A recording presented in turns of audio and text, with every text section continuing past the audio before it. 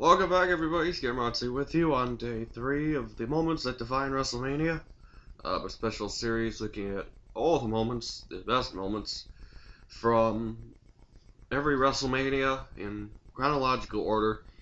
It's March 3rd, and today we're going to talk about WrestleMania III, which emanated March 29, 1987 from the Silverdome in Pontiac, Michigan. It's still a pretty young stadium, but it hasn't been used in a long time.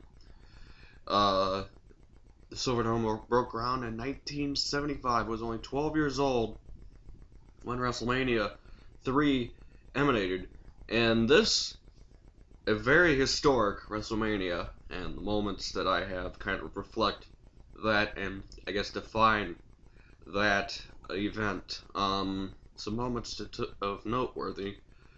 This before we move on to the big 3. Not as many celebrities in this one. Alice Cooper was there backing up Jake the Snake. Put Damien on Jimmy Hart.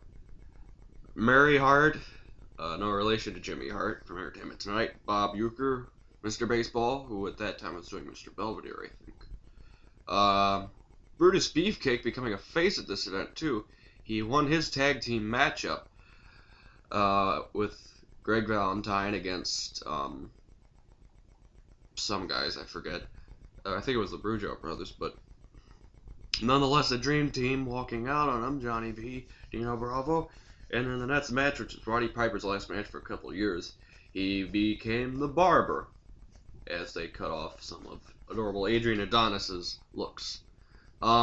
Squash of the night, as the first 2 WrestleManias had some squash matches. This one was a literal squash. King Kong Bundy facing off against midgets, particularly Little Beaver, who did not get the best of the situation. But this was a huge payday for WWE. This was the peak of their boom in the 1980s. It was a $10 million payday on pay-per-view. Closed circuit was still around. Millions of people watched from about 160 locations, I think is what they say. But now to my top 3. Number 3, the crowd that night. The largest indoor attendance ever in the world. Even surpassing the when Pope John Paul II visited the Silverdome later that year,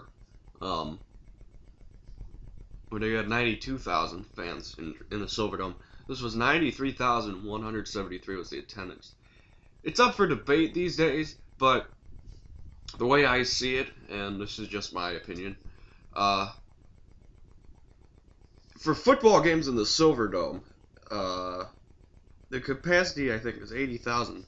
Over 80,000 people could watch a football game in that arena. WWE was not known back then for using big staging areas and huge video boards like they do today. So I think there is some legitimacy to that number. Some people report it was only 78,000 that showed up. But if they could fit 92,000 for the Pope, how come they can't fit 93,000 for a wrestling event? There was granted, a lot of the walkways were huge and could make for room proceeding, but in this era of conspiracy theories, what can you tell? I mean, it's all up for debate and it'll never be figured out. So, but Mean Gene Okerlund making the announcement in front of the people that night, and just awesome electricity throughout the night for the crowd in Pontiac. My number 2 moment is the Intercontinental Championship. It was a classic. It was a battle that had its ebbs and flows. The pendulum was swung so many ways between Randy Savage and Ricky the Dragon Steamboat. There have been many Intercontinental matches, 2 in particular, that have stood out and have been classic ones. There have been a lot of good ones in WrestleMania, and a lot of good ones outside of WrestleMania, but this one, for any young wrestling fan that wants to get into the business, this is obviously the match to watch. Ricky Steamboat, Randy Savage. Just the pinfalls were fast and furious, and just it's a match you'd have to marvel at. I mean, there's not a lot of complaining for 80s wrestling, as I've said the first couple of videos, but this one was just far surpassed, I think, everyone's expectations. There was a build up to it, but I don't think you really needed to build up for this one, and Ricky Steamboat ends up winning the title with a small package out of nowhere, and he won the Intercontinental Championship. And it wasn't the first time we had a terrific WrestleMania Intercontinental title battle. There would be more to come. But the Intercontinental Championship paled in comparison to perhaps one of the greatest main events of all time, which was my #1 moment.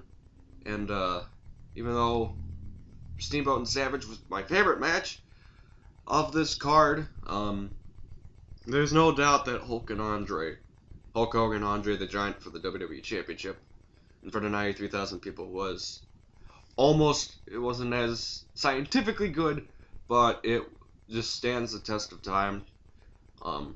23 years ago, these former friends start their rivalry. This rivalry leads to the Survivor Series being created, which is now unfortunate because the Survivor Series is ending, as WWE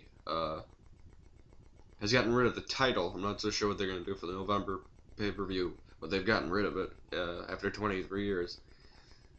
This rivalry led to the success of that. This rivalry led to a rematch between these two on February 5th.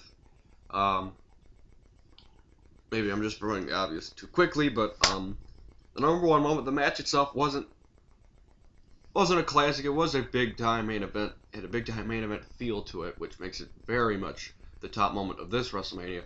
But the moment that defines this one would have to be, and the moment that defines WrestleMania, period, the body slam heard around the world. The slam heard around the world. Hulk Hogan facing Andre the Giant, who hadn't been defeated in 15 years, who probably hadn't even hit the ground, hit the mat. Hulk Hogan losing momentum, almost losing the title in the very first 30 seconds of the match. Hogan trying to slam Andre the Giant, and Andre almost won the belt.